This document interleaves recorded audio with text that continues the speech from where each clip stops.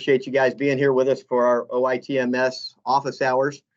I want to start off by just, and I can see a lot of you on camera, show of hands of folks that were able and did see the correspondence we put out Friday. We're trying to get something out to you guys about once a week, just to let you know kind of what's going on in terms of updates. What are the things that we're seeing and we're working on? Did people get that on Friday? Okay, great, thanks. It looks like a lot of people did.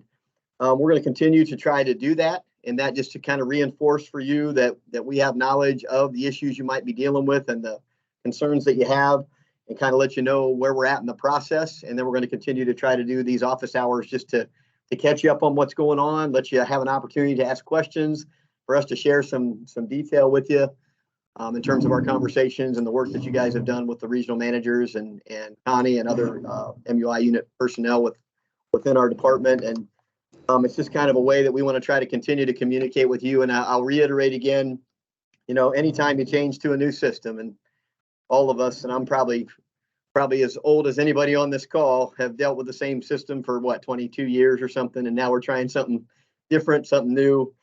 No matter what happens with it, it's always going to be a bit of a transition.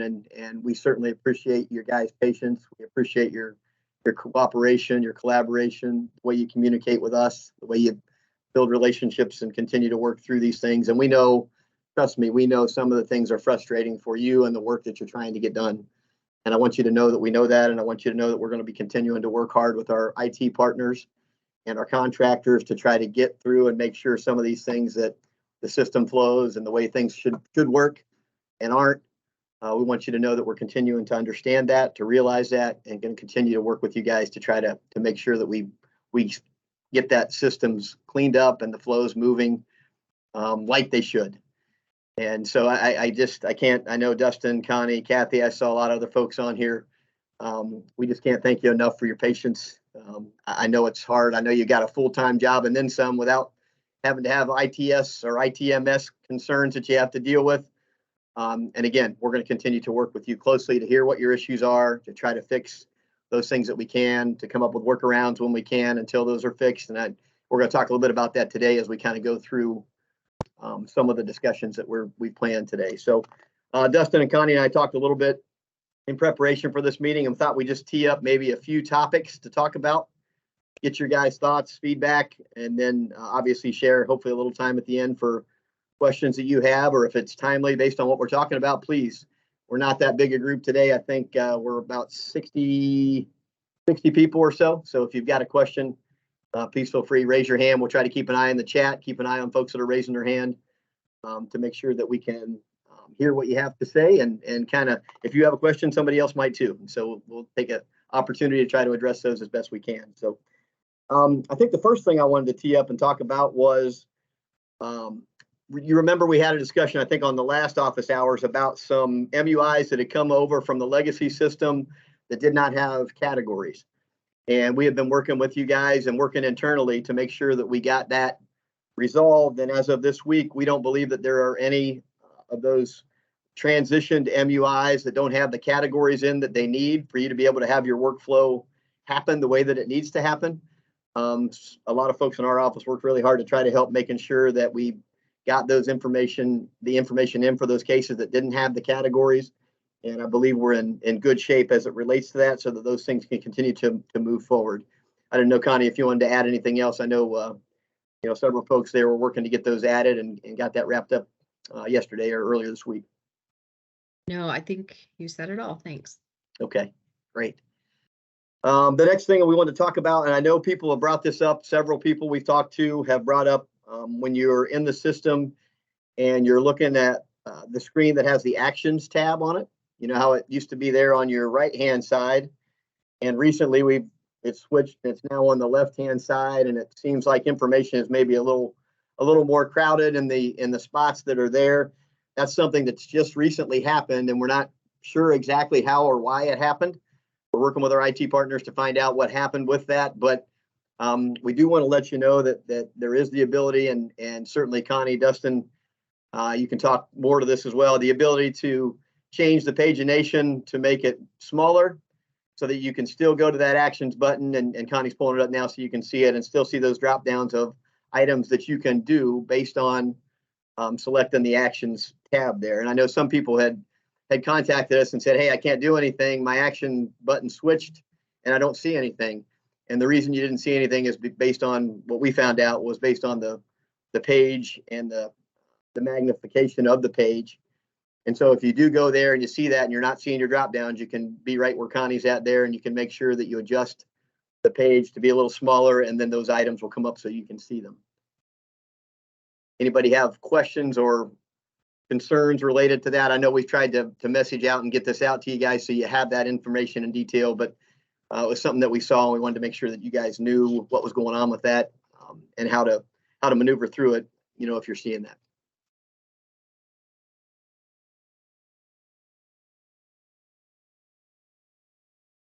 Okay, not seeing any questions. We'll move on to the next topic we had here. The next topic was character limits. And we talked about this, I think, a little bit. I know there's been multiple conversations with you guys about it, that sometimes when you're answering questions and entering information, there's a character limit issue. And we want you to know that that is being worked on through IT and being able to be resolved so that there's going to be more room and more characters that you can include there. But in the meanwhile, we've talked to folks, and there's a workaround that we've kind of created to allow you to go ahead and add information through a comment or through the interim report section there, to just add that additional information that you're putting, and that way it'll be there. And then you can just save it in that regard. I know, Dustin, we talked about this yesterday, and I know you've talked to several of your folks within the region. You want to talk a little bit about how people are doing that and give some ideas and thoughts on that? Yeah, for sure. So I know a lot of folks have contacted me, and I'm sure have contacted other regionals as well about an error you're seeing with your final reports or certain items with character limits. And so the workaround with that would be, if you were to go to the comments section of your MUI record, it's not just a blank box, there's an ability to add a comment there. So similar to the old system, you'll have drop-down categories such as interim report that's located in that section. So if your report is cut off for whatever reason, or if you see information cut off, you're going to want to go to that comment section of your MUI record, hit new, and then go down to the interim as your topic or selection. There'll be a box at the very top that has a red asterisk that says topic. And so we want you to put additional report information in that box. And what that does is that helps us categorize that information to know what the comment entails or why you put that interim report in. So I think this was something that also happened with migrated records, where you were not able to see a full report or information was cut off.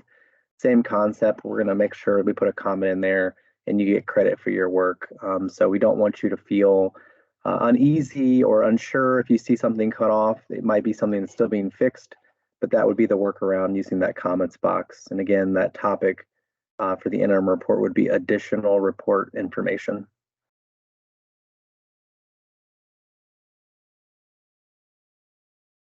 Thank you, Dustin. Other questions or comments related to that anybody has?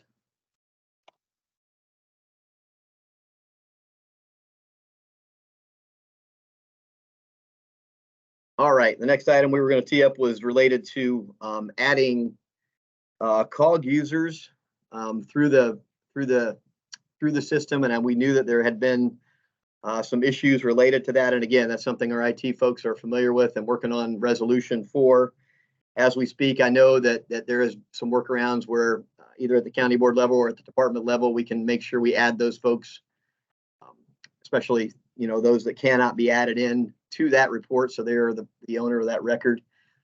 I think, I didn't know, Connie, Dustin, if you guys wanted to add more to this. I know there's been some work going on this internally as well as systemically. Well, first of all, we just want to say thank you. We know that this has been a bit of a hurdle for the COGs and the county boards that work with them. So the initial workaround is just to assign someone within your county that you can assign to that case, and then either notify us, either through the Ohio ITMS mailbox. You can reach out to your regional manager or really anyone in the office. I will tell you that Roxanne and Kelly are doing the bulk of this work. And what they're doing is they're going to go ahead and add people in for the backup investigator, making sure, and the investigative agent. So we can select those COG investigators on our side. Soon you'll be able to do that as well. But in the interim, we will make sure that that gets completed internally so that when you look at your reports or your list views or anything like that, that they accurately reflect who is doing the investigation.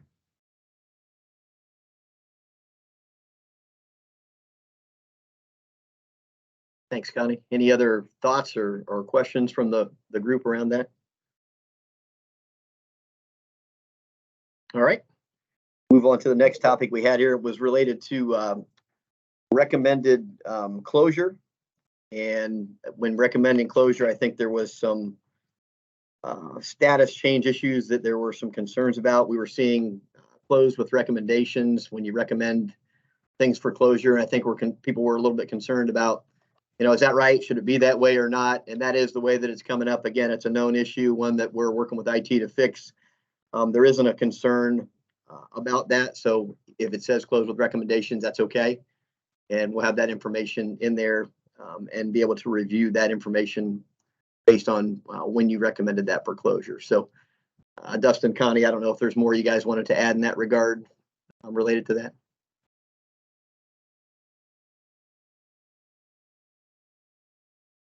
I think there's two issues regarding dates.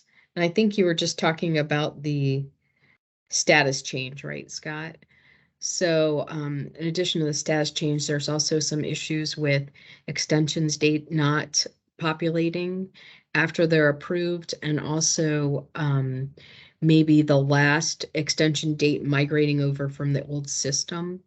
And so just like the status date, those are big priorities for us to get fixed. But rest assured that no one is gonna have any issues with compliance while we're working through the system. That's just not even going to be a concern for us. Obviously the main concern is just making sure that we're ensuring health and safety, and you guys do that every day. Getting stuff into the system and being able to get through some of this process. That's secondary to what you guys already do. So. Absolutely. And I just wanted to give an update. I was talking with Connie earlier today, and there was almost 40 MUIs reported today to this point, and about over 200, almost 215 reported for the week. I've been going in and doing spot checks on those. You guys are doing a fantastic job of entering information, getting that information in. And again, I know it's different. I know it's a transition, and I know it's not what we're used to. And sometimes, folks have said it doesn't seem as intuitive as our old system, and we understand that. But we're able to put the information in, that the information is there. And I think the more you do it, the more we do it, the more we get used to how we do it, it's going to certainly become easier. And especially if we're able to make sure that the flow that you guys are used to and that we're used to is able to happen, from the time you enter the information in until the time you close the case, and know that we're working on those steps. It's a lot of what we're talking about today, the different steps within the flow to make sure that it's going to be as efficient and effective for us as we can as we develop the system. So thank you for that, Connie. The next thing I had was document generation, and we have talked about that. Remember, that's the DocGen feature that's there. And we just had a meeting this morning with IT, and there is some progress being made on this. It's not ready to go yet, but those document generation abilities, remember, there's that ability for letters to be document generated and information that's there that will make it easier for you guys to be able to do those requirements by rule. We tried to have a lot of that built in. This is some stuff that we had talked about in terms of feedback from you and what we would like the system to be able to do. And when it's working and it's working properly, it's going to be really nice for you guys to just have your header there, the information already developed for you. You can adjust it as you see fit. But the ability to generate those documents that are going to be helpful to you moving forward is certainly there. And they're making some good progress on this, and we just need to, we'll keep you posted as things go to testing and we can take a look at them. But wanted to make sure that you knew that was still in process and is being worked on as well. In addition to that, the same thing as the DocGen is our reports. And we know how important the reports are to you and the work that you do, just like it's very important to us and the work that we do.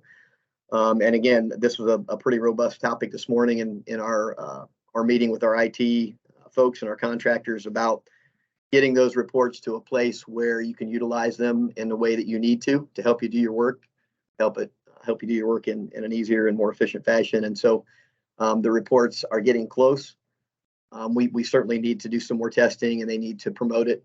But once they do, we'll be able to take a good look, and hopefully within our correspondence that we send to you, and then these office hours, we'll be able to share with you how those reports look and demo those a little bit, and have some more discussions about that. And again, get some feedback from you guys on what you think about them. As I mentioned, every time we're on these calls, the good thing about Salesforce is you have an opportunity to create and build and enhance much more than we were able to have on our previous application. You guys know we tried to do some building and adding to, and unfortunately, because that was on an older platform, it was breaking other things at the time. Now, the Salesforce opportunities are there. It's just a matter of making sure that we really have a good handle on the understanding of it, and that we can support you guys in making sure that happens. And that's part of the growth and part of the transition of, I think, this new system. We're learning it. I mentioned it a couple of times. We're learning it together. And as we continue to grow and develop, we'll probably all at some point in our careers become so-called Salesforce experts. None of us are there yet. But as we certainly learn and grow and find out more about the system and what it can do, I'm excited about what the opportunities are available there for us. So we'll keep you posted on reports. You know how those are going to continue to happen. We might have somebody off mute. So if we can, everybody go on mute. I hear some feedback again. Appreciate that. Thank you. All right. Another thing, and this was something, again, that we've been working with you guys on, but there was some question about being able to identify systems issues as it relates to the neglect category. And wanted to make sure that, again, we're aware of that. It's information that's being worked on, but we developed a pretty quick workaround for this. You can still go to your PPI section, and you can still select and write within the systems issue or systems, and that way we'll know that that's there and we can do that. Dustin, I know, again, you've had some more conversations with people specifically. Any more information or detail you want to provide people when they're going in and identifying that systems neglect concern? I don't think so. Outside what you're explaining, Scott, we would want to go into the PPI category and we would write in systems in that first box and select other. And I believe we sent out some information on this, but we can resend that information and make sure everyone has that and everyone's on the same page.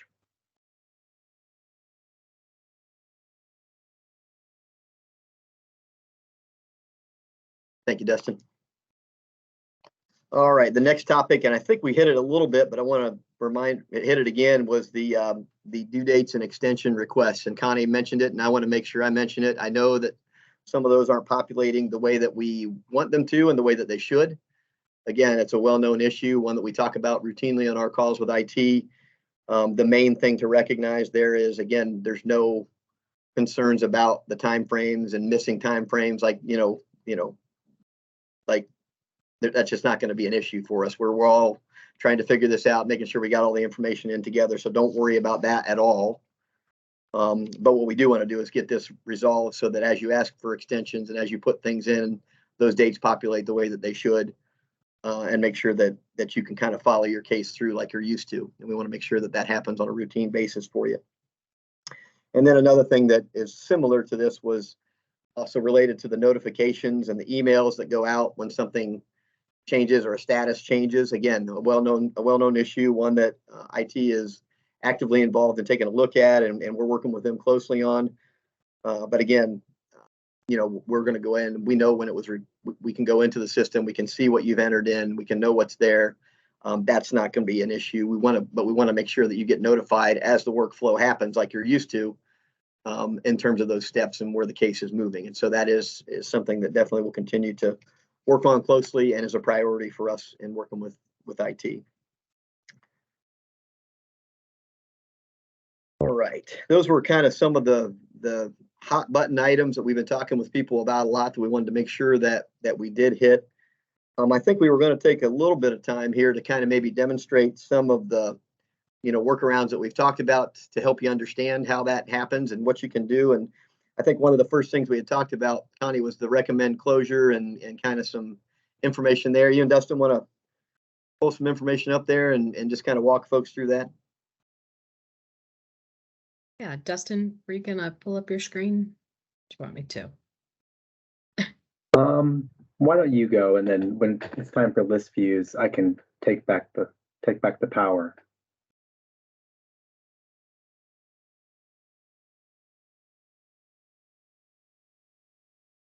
Well, I'm getting this set up. Maybe you could see, I think Shelley had a question about reports in the chat.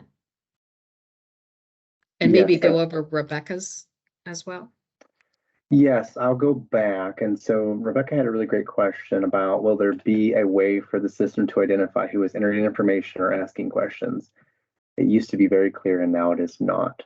I basically dropped in there, and if you didn't see the chat or unable to see the chat, I said there's some abilities to see who last modified a record through your list views.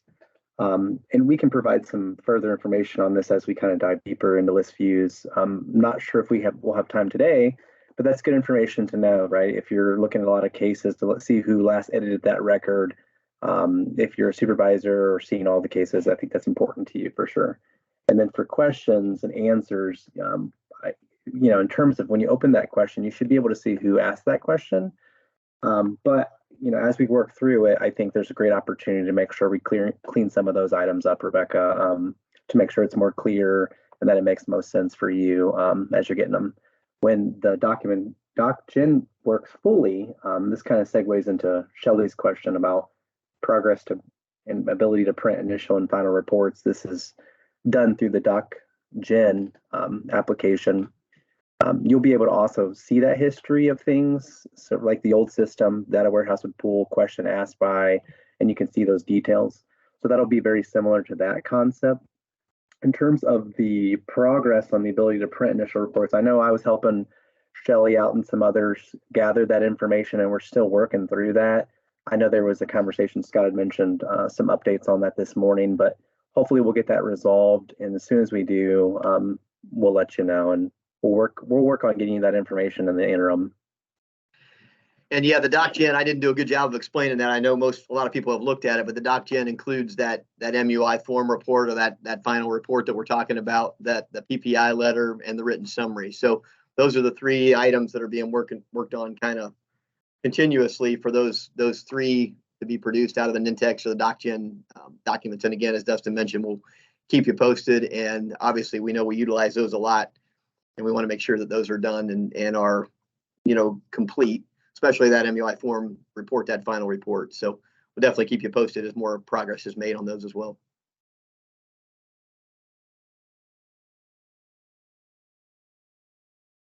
All right, Connie, I see you pulling up some stuff there. You want us to turn it back over to you, or you need a little more time to pull it, or are you good?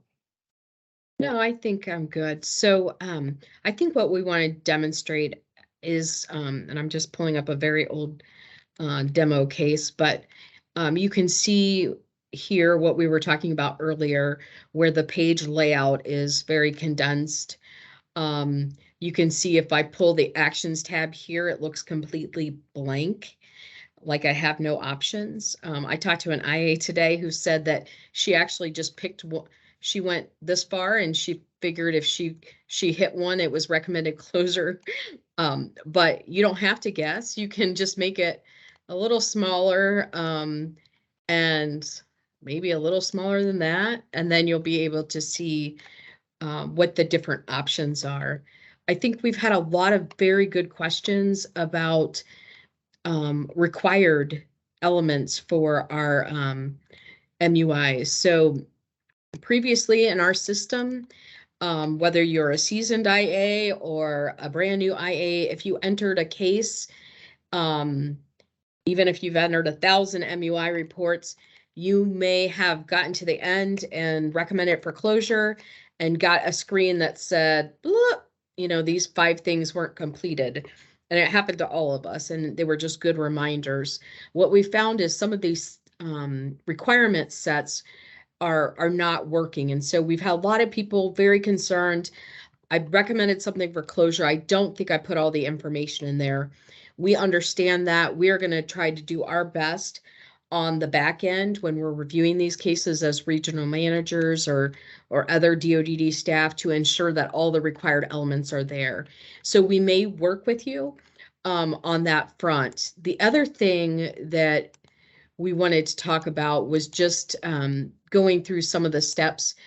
And I apologize, I'm gonna have to make that a little smaller just to get this to work. But when we go to edit the final report, entering all this information in like you normally would, I think all of this probably is very similar to what it is in the old system.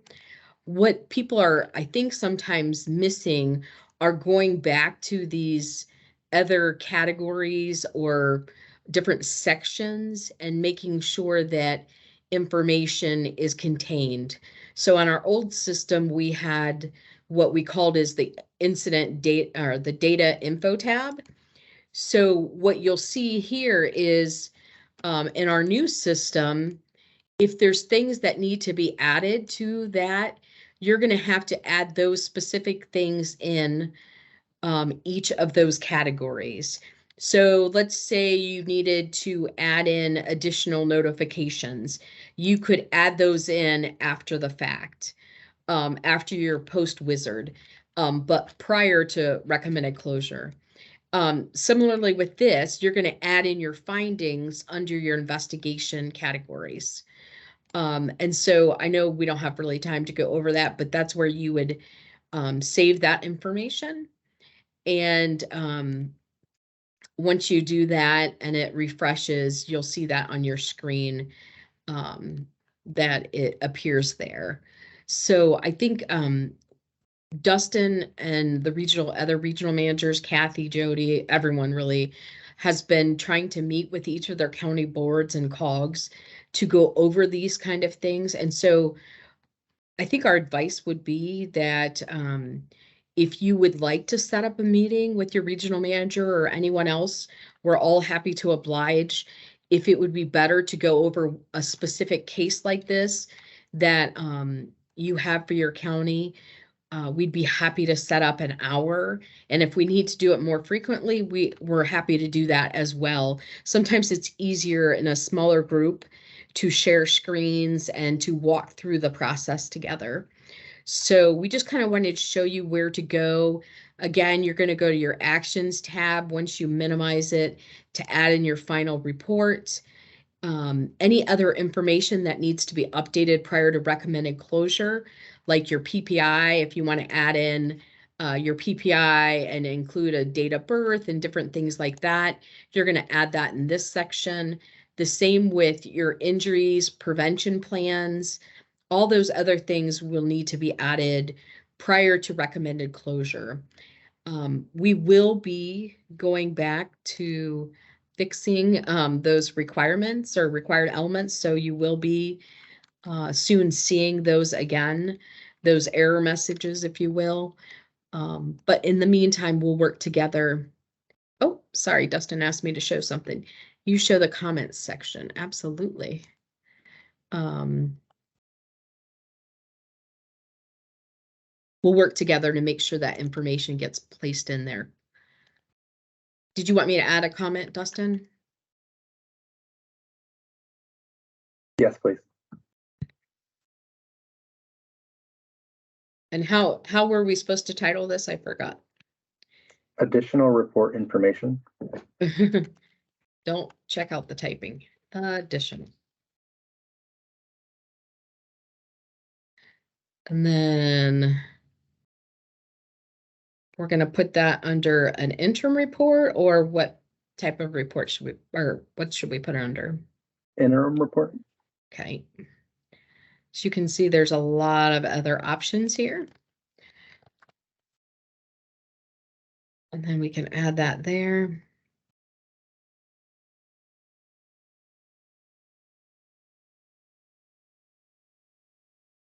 And this will be visible on the other side when the regional manager or other people in our office are reviewing that. Anything else, Dustin, you think we should highlight here? No, not necessarily, but I know that I've had so many discussions, as I know everyone's worried about timelines. We've kind of hit it a few times, but hopefully with some of the things I show you will help with your due dates, recommended closure dates, stuff like that. We know you're still wanting that. We're trying to make sure are part of your reports. Just for now, we're going to still stick to the extension request approvals as your final due dates because there's a little bit of a glitch with that triggering your final due date. So just know, regardless of that, whether it's fixed today or tomorrow, or you have, a few extensions that you need, you're not going to be penalized for any of that good work that you're doing and all that stuff that goes in the system. So we're very understanding and we're making notations on those things. So we're aware of that there's issues that we're trying to work out. Hey, Dustin, it looks like maybe Megan has a question. Megan, you want to go ahead and ask your question? Yeah, so on prevention plans, is it supposed to go in both the final report where there's a box for prevention plan and under incident category? So both places or just one or the other? It's a great question. I see Keith shaking his head. So did you have that question or you have the answer, Keith? I'm going to say yes, because the one I did do, I only went in and put it under the investigative category because I'm a coordinator, not an IA, so I wasn't sure that I should touch the final report. But knowing now, it can go under both because it's data for the one section and it needs to be in the final report. We don't even need to be here. Keith covered it. So yeah, I think it is, we're asking that you complete that section under cost contributing factors and prevention plans because it really does give us that important data. So it might be that you guys as the investigators identified that the root cause was the staff had worked 20 hours and then maybe the prevention plan was something related to that. We use that information all the time in trainings. We also use that information to better support and inform the work that you're doing. So we would ask that. It also gives you an opportunity to be very specific about what person is being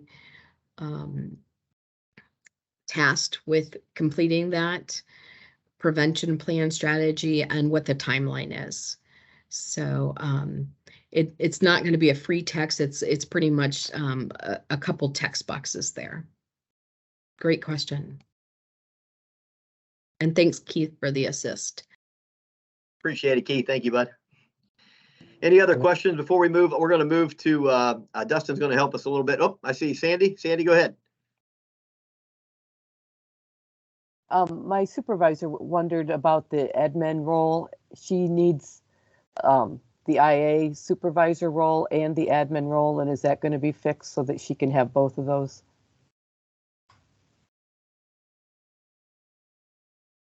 Sandy, we don't know when that's going to be fixed. At this point, we're trying to, I guess, juggle what are the most critical things. So if there's another person in your county that we could make admin, we could do that and then have her be the IA supervisor. And then once those role groups get merged, we can make those changes. So we can wait and hear from you how you want us to proceed. Or what we've done for some small, like, if we just need 1 or 2 people added in as users, we can do that on our end. But preferably the county board COG is the one managing all their users. And we do understand that's a challenge right now if you can't have those dual roles.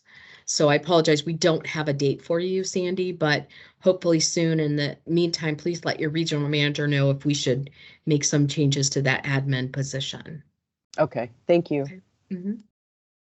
Thank you, Sandy.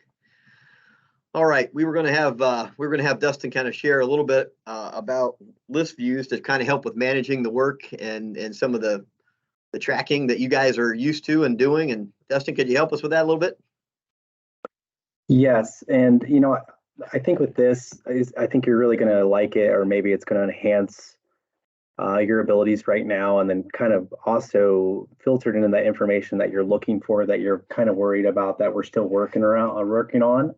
So I kind of wanted to go through list views, how you can create your list views, and then kind of just send you off and have the ability to kind of feel comfortable in doing so. Additionally, in those regional manager discussions with your counties, we can also help and assist to take a look at those things as we're working through things and make sure at some point that the list views you have make the most sense for you. And so I just wanted to kind of show you a little bit of how you can set up your list views. So when you go into your system, you go to your MUI section, you're going to click into your active MUIs, and this will give a list. Now, my list looks a little bit differently. I'm in a different environment than you are, but I'm going to show you how to filter in information, again, that makes the most sense to you. So using this template, I already can see that there's MUI numbers, the county, there's stages, there's investigative agent. There's a lot of good information here, including status and region and so forth. So I'm going to show you how to get some critical information, I think, again, that you're going to really enjoy. And so what I'm going to do to start off, I'm going to use this active list view, and I'm going to clone this list view. And so I am just going to give my list view a name. And I am going to keep this just for myself because I am an only child and I do not like to share. So only I can see this view, and I'm going to hit save. Now what it's going to do, it's going to prompt you to put in filters, but I don't want you to necessarily get caught up in that right away. I want you to be able to have all the fields in the order in which make the most sense for you. So before I do anything, okay, I've named this, I've saved this. I'm going to go to this gearbox here, and I'm going to go to select fields to display. There's a ton of available fields, but I don't want you to get caught up in that. We're going to focus on what's the most important things that you're going to need and you're going to want. So far, this is a little bit out of order in which the way I don't like it. So we're going to go from available fields to visible fields. Okay, and you can change these using these arrows in between. So I like that the MUI number comes first. That's just me. I don't necessarily think that you need county unless you're a COG user.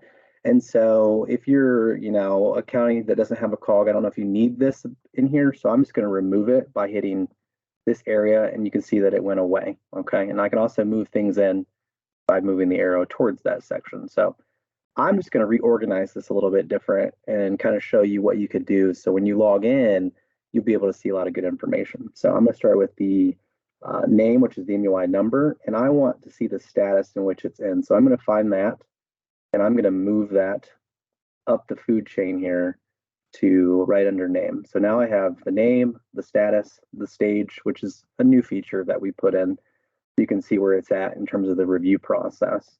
I don't necessarily need this, but I'm going to have it because I want you to be able to filter by your own work, especially if you're grouped in a county. You're going to want to see the cases that are specifically assigned to you as the investigative agent. So I'm just going to move that down to the end. And again, I'm only doing this the way I think it makes the most sense. You'll have the ability to change and manipulate this again the way it makes the most sense to you. So regional manager, I know you all want me, but that's okay. We're going to remove that. So we're going to remove region as well. And I can see here so far that I have my MUI name or number. I'll see the status in which it's in, the stage, the incident and date. I like to do created first because I can see when it was created, and then I can see the information in here. I can also see a due date, which is very important to you. But there's a couple things in here that I want to add that I think is very important, again, to your work. And so I would like to know when this was closed. So I'm going to find the closed section here, and I'm just going to add that. Okay. So once it's added, I'm going to move that. And so I have kind of my dates in a row here. And then one other one is I want to know the closure recommended date. These are things I think right now that there's been a ton of questions, and rightfully so. You want to see these things in your reports, but this is a way for you to find it now in a list view. Okay, so I'm going to move this over, and I'm just going to reorganize this again. So I'm going to say incident date, due date, closure date, and then closed a final date, and then the investigative agent. So after I have this and it looks nice and pretty, I'm going to hit save. And you're going to see this box now change. And there's going to be some odd numbers in here, but I'm going to show you how to filter all of that stuff out, because there's a lot of information that was filtered in or migrated in the old system to the new system that you're probably like, why do I have that? It's been done for a long time. I don't need to see that. I agree with you. So I'm just going to show you though, quick, because now I have it in the order in which we set it up. Name, we have status, stage, when it was created, incident, due date, close date, recommended closure date, and then there's an IA in there, okay? So I've had a lot of folks ask me, I don't want to see everybody's cases, and I don't want to see all these odd numbers in here. So once you've got it the way you want it, by again, going through your fields, we're going to work through our filters now. And so these are kind of, again, dependent on the fields in which you have for your MUI records. And so I'm going to start with names because I don't need to see 0009 in here. It doesn't make sense to me. So I'm going to go to add a filter, and I'm going to find the matching field. So I'm going to find name. And I'm going to scroll down all the way down to names, select that. And I want everything that's 2022. That's where I'm going to start. And so I'm going to say anything that is greater or equal to, and I'm going to type in 2022 with a dash here, and I'm going to hit done, hit save, and you'll see that this is going to now change. And now I have only current 2022 MUI case records, which is nice because, again, you're filtering out all the stuff that we know that may be issues with migration or things that have migrated in the system that you no longer need to see. And so then another way you want to maybe filter your data is by your investigative agent or your cases that are assigned to you. So I'm going to go through the same logic. I'm going to get a new filter. And I'm going to find the investigative agent filter. And I know there's duplicates, so it's just for this category. We're going to go with the second option. So just remember that. If you can't pull it from the first one, you need to pick this second one. And then what we need to do is we need to do contains. So it should say investigative agent. That's the second option of the two, contains. And I'm just going to type in a generic last name, Smith. And I'm going to hit save. Now, when I go through this information, you can see that everybody with the last name Smith has now been filtered. And if you're, for instance, Kendall or Dragana, I'm not going to be able to see that person's cases because I'm only able to see the cases in which my county has assigned me to. And so you can now filter your cases by investigative agent last name using your filters. And then you can also filter it by timelines. So you can see just your more recent cases or 2022 cases. And so I wanted to show you that because then there's some nifty ways for you to organize your work. And so this is your master copy, so your master case list. And so once you exit out this filter, that's the list view you have, and those are the filters that you've created. But no worries, you can always clone the list again and recreate filters. I'm going to show you that as well so it makes sense. So I'm just going to close this out because this looks really good to me. I like the way it looks. And I want to see, for instance, just when things are due. And so I'm going to go over here and I'm going to sort this out. And I can see that information is due at different times. Okay. And some of this information we can still filter out. Say this is a case that was migrated for some reason. It wasn't triggered. We can see that some areas may be absent of information. Don't worry. Don't fret. We're ironing those things out. But again, you're going to be able to see information like due date, when the case was recommended for closure, and also close dates. And say, for instance, I'm a person, and you might be a lot like me, I really want to see just cases that have been recommended for closure or items that have been closed. And you can do that. So we're just going to use the list view we created, and we're going to go over here and go through the same logic that we did to begin with. We're going to hit clone, and we're just going to say, my cases closed. And we're going to go through the same items here. Only I can see this list view. We're going to hit save. You're now going to see your filter options again. And so what I'm going to do is I'm going to go to status. So I'm going to find status on my list here. It's all the way down. And once I get there, I can now pick equals to, and then there's options. So I can say, I want to go with just the closed options. It's saved. And then I can see cases that are closed. In this case, there's not cases that pull in this category, but we'll say if I want to look at just cases that have maybe pending questions or responses submitted, I can again save that. And you can see that those specific cases then will pull up, which again is a nice way for you to filter what you're looking for in list views to get that information that you're seeking. And again, you have all these dates here that you may not have currently available in the records, but we're working on that. And so I wanted to show you this because I think this is a great way for you to maybe get at some of the answers that we're still working on or trying to work the kinks out for you to find some of that critical information. And additionally, it's a great way for you to come in here and you see your list view and you say, I really want to look at just my cases today. Where are they at? And you can filter these and see all that information there. And so you'll see some gaps for now, but as we dive in deeper and we get, farther into using the new system, you won't see these gaps anymore because we have ironed those out, or there's cases that have now been created in the new system. So some of this may be migration issues, but I wanted to again show you that because I think a lot of folks are like, I don't really care about seeing everybody's cases. I want to see mine, or where can I find this information that I used to be able to see? So I want you to feel empowered to explore this because there's a lot of great growth here and ability to, again, customize your experience based on what your needs are. I'm not sure if there were any questions. I went through that really quick, but we're going to share this recording and we'll also share some guidance on how you can kind of go through this. And I'll put out some information on just what I did so you can kind of get back to this type of list view that I created today. Is there any Dustin? questions? Yeah, it looks like there's one question from Kelly. She asked, can the individual's name be added alongside with the MUI number?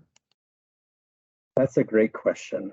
I think that we're working towards that. As of right now, we don't have that built in, but it's one of those things that we're ironing out. So I know that a lot of you have your MUI tracking of your own in which you have your individual's names. And so we want to get to that point. As of right now, it's something, again, we're working out. So work in progress, we'll get there. Any other questions? We wanted to show you, at least I feel like we all collectively agree, like we want to show you something that works and that's going to work for you. And I think this is one of those things that we talk about getting 1% better every day. And this is one of those things I think that truly does enhance your ability to organize your work. It's just a matter of you knowing and making sure we provide those things to you so you have a good information to feel comfortable in doing these types of things on your own. I think it gives you guys more control over your work than maybe than you can have with the old system. And again, it's a transition. It's figuring out and realizing how to create the list views that really work best for you, but giving you a little more control over what you see and what you do, as opposed to just you get whatever we provide. I think that's going to be something that we think, in talking about Salesforce and the opportunities, is it really gives you the opportunity to create some things that we would never have had a chance to do before. And you could do it yourself. You wouldn't have to wait for us to do it.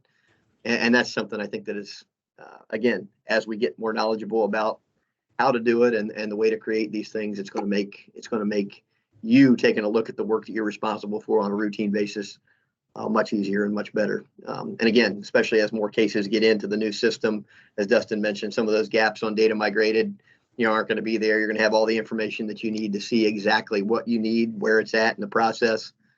And all those kind of things are going to certainly be beneficial to you as you kind of go through your workflow. Chris, looks like you got a question.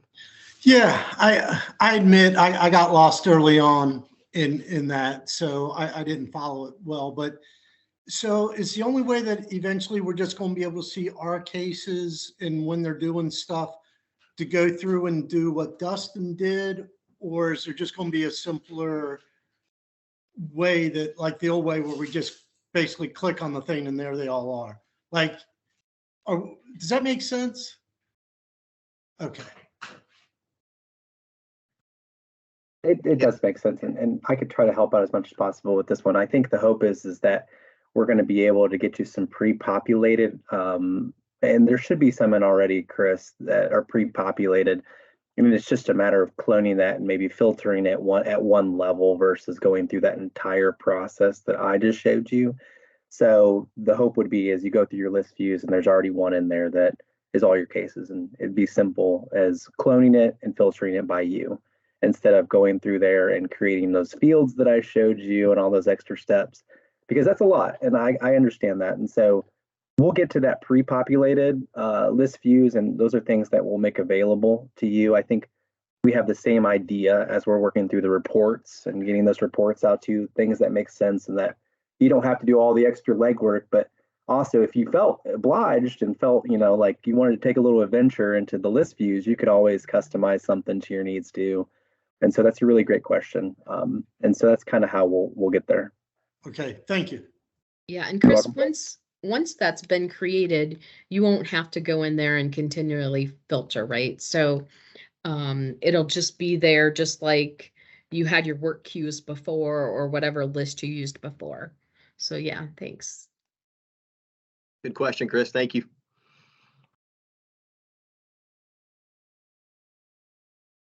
Looks like maybe Rebecca had a question there, guys. She says, if you are assigned as a backup investigator, does that show up as your case? No. So just the assigned investigator would be the one that shows up as, through the reports and list views. Eventually, you'll still be getting notifications on all those changes because you are listed as the backup. But just in the interim, it will just be for the investigative agent listed. Okay, Jenny, looks like you got your hand up. Go ahead. So who can edit an existing entry? So yesterday we were trying to edit one that had already been entered. I can edit, I know I can, but Melinda wasn't able to edit. So I just wanted to make sure that it wasn't a glitch or yeah, trying to figure out who can edit. So we were trying to add an interim report is what we were trying to do. Sorry, I didn't want to speak over anyone else. So the way it should work is the investigative agent that's assigned, the backup IA, the IA supervisor. And so those three should be working now. Additionally, the person that created it also should have edit access, although I don't think that's working right now. The problem that we had, Jenny, is all those cases that were migrated over that were open. So I forget how many we had, a couple thousand at least, that were migrated over when we launched the new system. We didn't have the ability to have a backup, and the security and sharing rules were different. So we've had to go in and add those people in to make sure that they could edit certain MUIs. So Kelly and Roxanne and the regional managers have worked really hard. If there's like a list of MUIs that you have and you say, okay, we need this person listed as the backup so that they have edit access, you can provide that. And then, if they have the right role group, which would be investigative agent, then they should be able to edit. So we can check on specific MUIs and make sure that people are assigned as they need to be. And we can do that on our end to help through that process because we know it's time consuming. Did that answer your question? It did. So like in the future, sometimes like when we've had people on vacation or whatever, we'll check questions. And if we can answer the question, any IA can go in and answer that. So that will be something that we'll be able to do at some point. Yes or no? So the way the sharing rules are set up now is that there'd be 4 people for each MUI that could have access to edit. Right, what we don't have in the current system, which we had in our old system, was that ability to add in that group email address that everyone could see. So we're talking through that. I think we're hearing from you guys is you want everyone to have the ability to see that. So we're working through what the sharing rules should be. Right now, that's not the case. So we do plan to have that group email address again, so everyone could get notifications if you have like a whole team of people that you would like to be notified, or if you just want the people that are the assigned IA backup and IA supervisor to get notifications. That's already built into the system. So right now we don't have that, but it sounds like that's what people would like again. Am I hearing that right? Yeah, notifications, I mean, I can take it or leave it. I just would like to be able to see if there's an open question and say it's coming due, that anybody can go in and answer it. Okay. Okay. Yeah, so I think we need to work on those sharing rules again because they are different than what we had in the old system. So I appreciate you bringing that up, Jenny. Great, thank you, Jenny. Sure. Hey, it looked like Joan had a question. How do we find past MUI history? I know we're getting close to running close on time, but can we talk about that real quick? How do we find past MUIs? Yes, I think I answered her question, but we'll make sure everyone's aware if you can't see the chat. So to find MUI history, you're going to go to the MUI search section of your of the OITMS system. And when you're in that system, that search criteria has expanded a bit. And so you can use different various criteria to pull a snapshot history of an individual. As long as that individual is assigned to your county for services, you'll be able to pull that snapshot to see that information. That section, MUI search, also is where you do a PPI search. And so there are dual searches within that section. Do not be confused, or I hope that it isn't overly confusing, using the MUI search function versus the global search function. And I'll just pull up real fast because I just want to make sure I make that distinction so I don't confuse you and there's no questions about it. So if you go to the MUI search and search, for instance, an MUI of any kind and you hit find, it's going to pull up information at the bottom here. It shows the MUI number, the individual involved, the category, and the determination. This function does not allow you to hyperlink or click into the record. And so in order to do that, you're going to use the global search up here, and you are going to find information to be able then to click into a record from the list. And so just kind of keep that in mind. If you're like, man, it's not pulling up in my list view for whatever reason, but I know we have it. Maybe you're not assigned to it, but it's still within your county or COG. You should be able to go in and at least search for a record and pull it up by going through the global search.